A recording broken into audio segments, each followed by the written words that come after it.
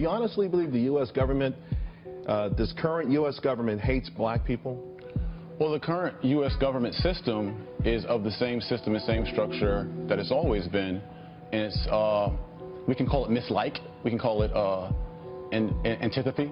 But regardless, there is a difference in how the government treats and addresses black people or Africans in America in the way they do other groups. Can you give me a couple examples?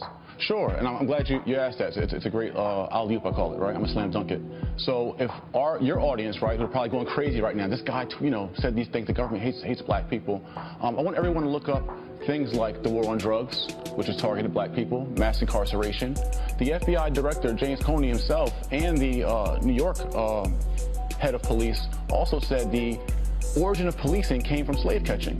We also can look at black codes and vagrancy tactics, the bombing in Tulsa, Oklahoma, the bombing in Philly of the Moo family, all done by the U.S. government towards African people in America. So you would say arresting people and keeping law and order is anti-black? By saying that, are you saying that black people inherently are the ones committing the crimes?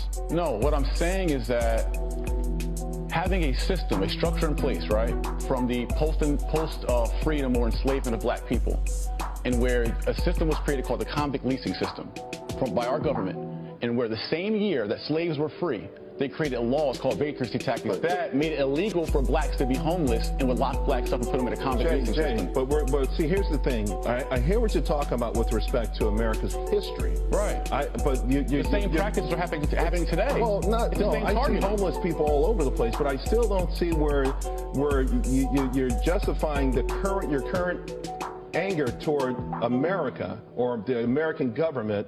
I can see you being upset about what may have happened in the past, but you cannot say it's occurring. Of course it's changed.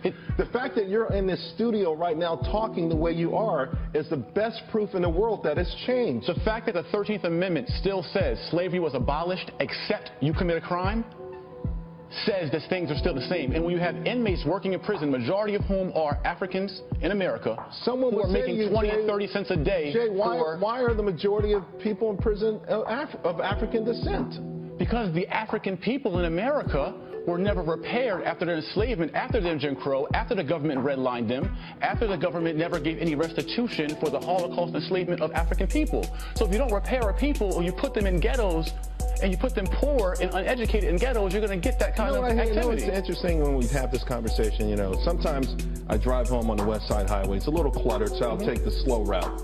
And I drive through some of my old neighborhoods that I lived in throughout Harlem. And I see them now, and they're becoming what they call gentrified. So it's the same neighborhood, the same buildings, but less graffiti, less garbage on the street. So what makes a ghetto? Not the buildings, not the neighborhood, right? Correct. Right. So the way people treat the buildings in the neighborhood makes it a ghetto. Who can you blame that on other than the person in the mirror? There's two accountabilities. There is self-accountability for Africans in America, that we have to repair ourselves because of the trauma that we suffered. But I liken it to if you take someone who was kidnapped, right, or a woman or a man who was molested for several years, and then they're pushed out of the house that they were molested in, and then they go out in the streets and they're promiscuous. You blame them for being promiscuous, but you don't blame the person who caused the trauma. Yeah, it's a stretch. See, it's not a stretch. It's a stretch. Was there or was there not? So if there was never trauma for this kind of treatment, right? I'm talking about the human rights violations of African We're talking about the individual, not the history. One thing, I got to tell you something. They come together, King. They don't. They come together. If they did, if there wasn't a need for repair of people, then the Japanese Americans wouldn't have been repaired or had restitution after their 2 years internment camps in America. Or the Jewish Germans wouldn't have gotten repair. Are you saying all it would take in your mind then is some sort of restitution check from the government? I didn't say check. No, well, you're saying some sort of restitution. Repair aid, restoration. Let me tell you something. It starts with there are no black people in America right now who were ever slaves. Not a single one. Right. There are no white people in America at this point who were ever slave owners. Correct. Okay. But is there not residual effects of that? The overwhelming majority. Are there no residual effects of that? Not for the average person on either side. Is there no not for the average person for the either side. How do the black people get into the ghettos you talked about? You have to escape Did the government not redline black people, put red lines on the map? Google it if you don't know, King. The government put black people into ghettos through redlining. That created it. Jay. Is that right or wrong? Ultimately, we are in a point right now. Did the government not create COINTELPRO? A government program that broke up civil rights leaders and assassinated our people. Did the government not do that? You can put good people in a bad system. If the company culture is screwed up, then it's going to play out in the market? Well, the market for us is the treatment of African people in America. And it's proven by, Jane Elliott said it best. You can ask a room full of European Americans, white people, and ask them, will you trade places with the treatment of African American? And not one would say yes. If it was fair, they all would say, sure, I would.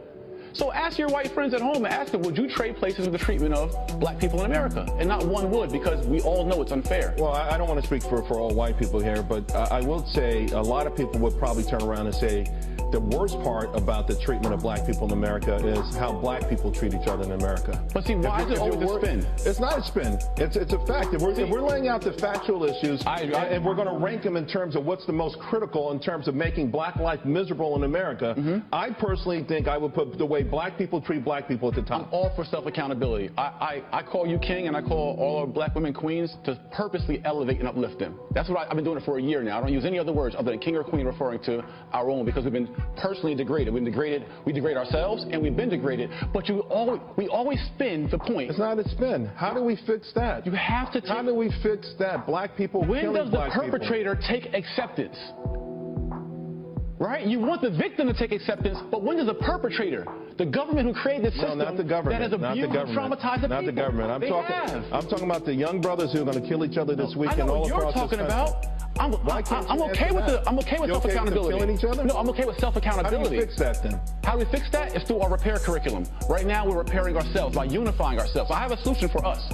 The solution for us is for us to get some self-dignity, self-pride, by us unifying and understanding that before we're American, we're African first. That's why it's African-American. And when African people realize that we are one people who are the source of African cultures and tribes and countries that were brought here, captured here, and been left in this crap to deal with it ourselves, then we'll unite and we'll fix our own problems. But we cannot forget the perpetrator who caused this misery for us. I think we're all Americans first and foremost.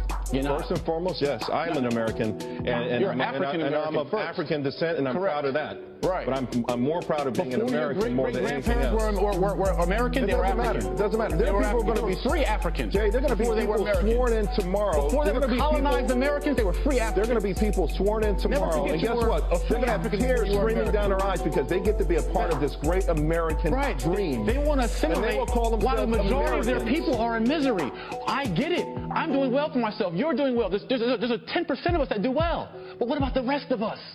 Who are left in the ghettos, who are left in poverty, who are left with low education, who are left to deal with this. And yet, don't forget about your people, King. Listen. By saying being who caused this misery for your people? Who caused this misery for your people? I know what system did. The misery I've seen in my own life, most of it against black people have been at the hands of other. And what's the other? The murders I've seen. The stabbings I've seen. Who put them in that condition? The harm I've seen.